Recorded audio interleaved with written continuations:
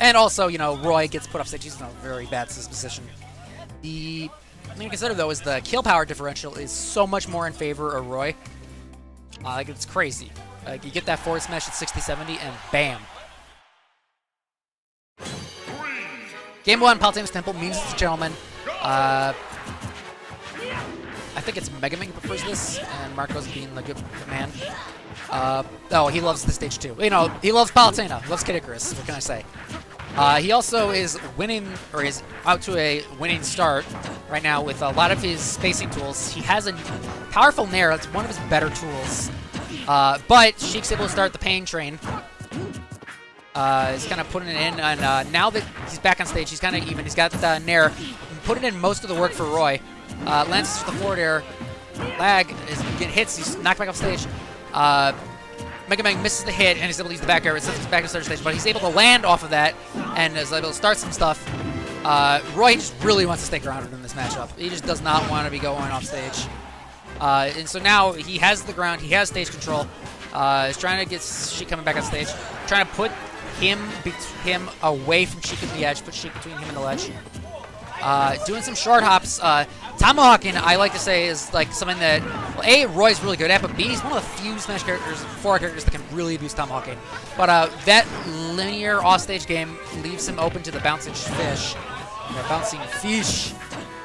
But, you know, kill power differential, get that juicy forward smash, maybe get the forward tilt. I don't quite know if they're able to get up tilt confirmed yet.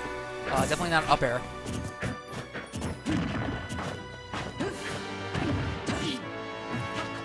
Also, you know, now that he's been getting rage, we could consider an out of shield into up B kind of deal.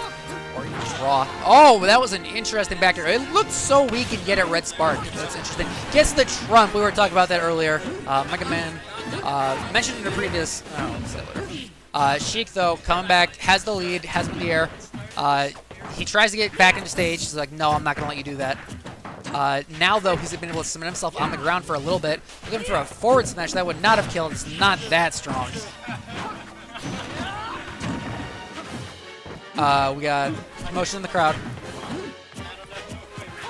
Okay, Sheik's back to the ledge. She doesn't care about that much, but this position she'd rather Roy be in.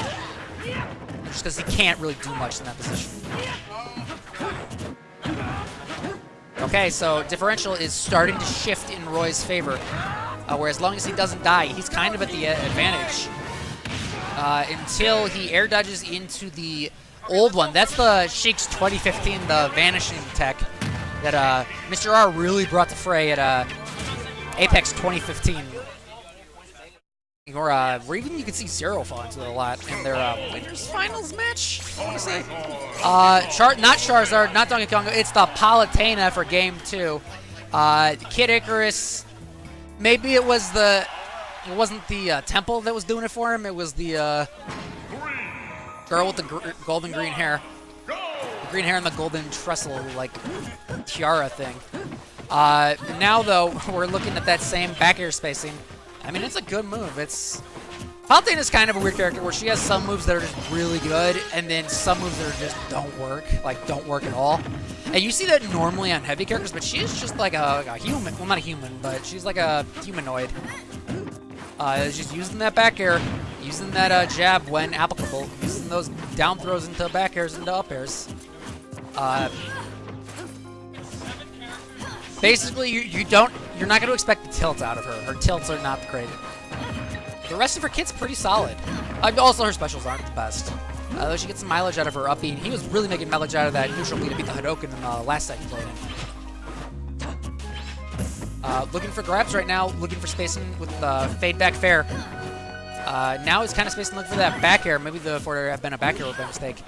Offstage has a teleport, which means he can get super aimed. And he can miss, too, because of that. That's a disadvantage to be put in. But, you know, kill differential, again, favors Palutena. Sheik is pretty much never going to be the favorite to win in kill power unless you're fighting, like, Duck Hunt. Maybe me Gunner, not Brawler. Okay, Sheik with a drag down tilt. Putting on the percent.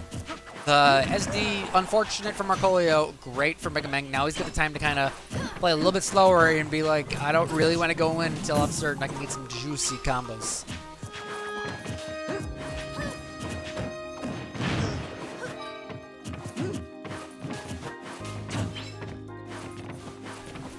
Okay, so we kind of got some spacing going on. Both people are kind of being a little bit more serious right now. MEGAMANG looking to end the set. Marcolio looking to fight his way back into it. Looking for that back air again. One difference between this and the last match is that back air, it might be powerful, but Sheik has the mobility to move around it in a way that Ryu just kind of doesn't. But still very effective.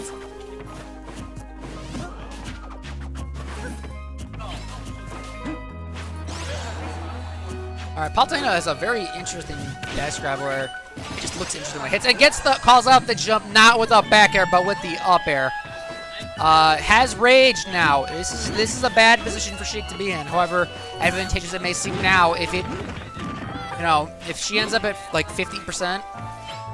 Okay, against this character like 60 or 70. And Palutena's at like 130. That's bad. She wants to really expound on this lead and just not get hit from this point.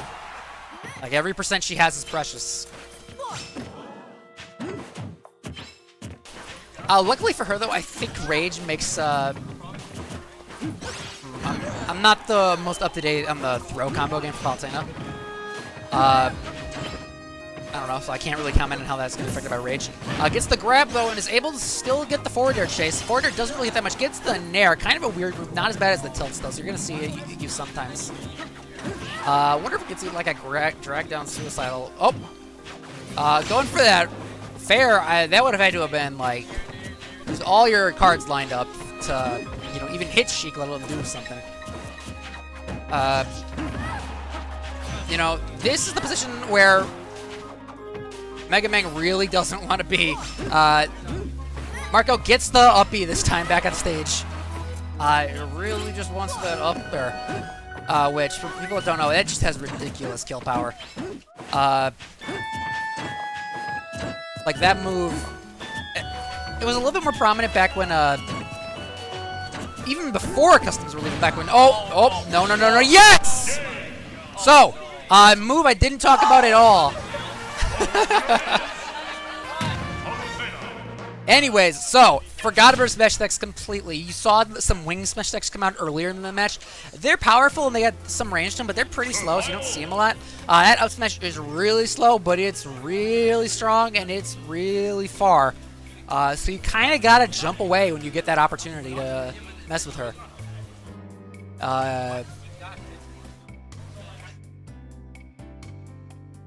So, we got a game 3, folks. Honestly, was not expecting. I hear the call is Battlefields. And I hear a switch as soon as MEGAMANG's coming out. This is going to be a projectile war. One move that we didn't see like almost at all in that last match, Palutena's side B, which shuts down a lot of projectile game. I don't know if how it interacts with pellets. I think that could be a defining factor in this matchup. It is definitely going to work on Metal Shield and the Crash Bomber, though.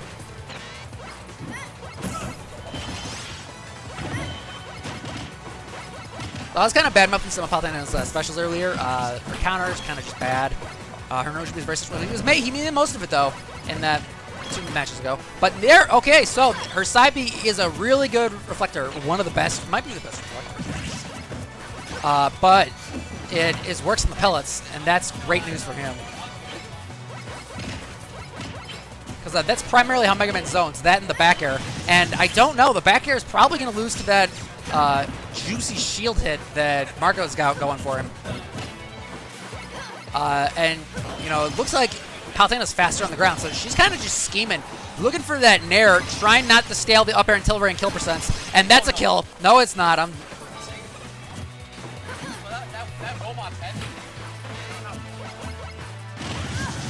Okay, speaking of moves that kill off the top, we got that Hydra...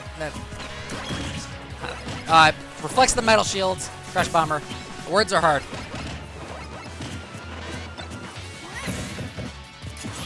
Okay, so we're pretty even right now. Kill differential. MEGAMANG's really not in a kill at this percent. He's got the harder smash. They both don't really link to smash attacks that much unless they get, like, they were not going to get it in the random. Like on a myth attack. Or at least Mega Man will. Oh, and the footstool. All right, all my nonsense aside, the footstool means Mega Man, having expounded his double jump, is not able to make it back without the up B. And we're gonna see some more Nair carries. Calls the landing with the back air. Tries to call the landing the other side of the forward air, does not quite hit. Calls the landing from the platform, and he does something into the up tilt.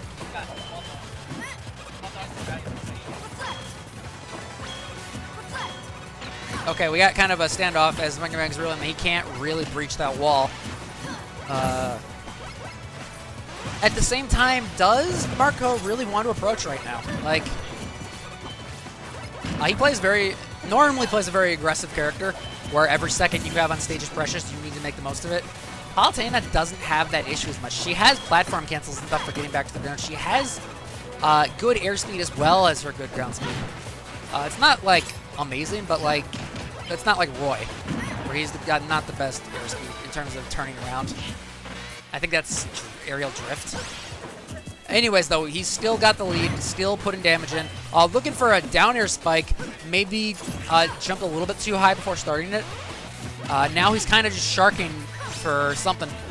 Misses the platform cancel. That's actually pretty hard to do if you don't practice it, like, you know, if you're not a main. That back air is this character. And the up air is going to kill. That's a powerful move, like I was saying. You kind of got to just watch out for that. Don't be a buffer. Angels control the skies above. You don't want to mess with that. They got that system going. It's not going to... Okay, going back to Roy for the Mario.